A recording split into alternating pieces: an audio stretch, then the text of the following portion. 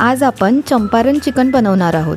तर त्यासाठी पहिलं चिकन घ्यायचं, त्याला आलं लसूणची पेस्ट लावायची, हळद लावायचं, लिंबू लावायचं आणि त्यानंतर त्याच्यामध्ये लसूणच्या पाकळ्या अगदी बारीक चिरून टाकायच्या।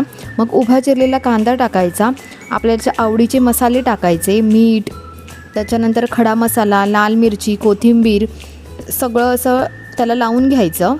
त्याच्यानंतर एका तडका पॅनमध्ये तेल घ्यायचं, ते चांगलं गरम करायचं आणि त्यावर टाकायचं।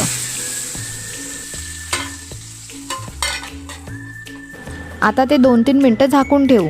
आता 2-3 मिनटांनी गॅस चालू करायचा आणि ते चिकन सगळं मिक्स करून ठेवलं आहे ते गॅसवर ठेवायचं। 2 मिनटं तसं शिजू द्यायचं आणि मग नंतर झाकण काढून ते मिक्स करून घ्यायचं। आता ते चिकन पूर्णपणे शिजायला मंद आचेवर ठेवायचं आणि लगभग अर्धा तास लागतो ते पूर्ण शिजायला। अशा प्रकारे आपले चंपारण चिकन बनवून तयार आहे। चला आता टेस्ट करूया।